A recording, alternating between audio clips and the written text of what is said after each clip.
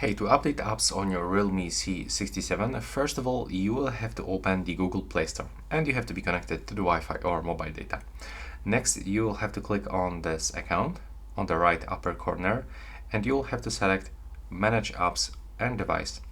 And from here, you can actually check all of your updates available for your apps. So when you click right here, you can see the downloads. But when you click for manage, you can actually check if there's any updates available. So clicking right here, you can actually see if there's any update on your installed applications. So as you can see, in my case, everything is fine, and everything is actually updated. But if you have any update, you will be actually able to find it right here.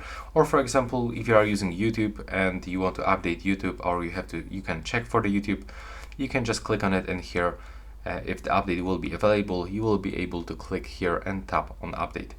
And yeah, that's how it looks right now. Please subscribe to my channel and see you on the next one.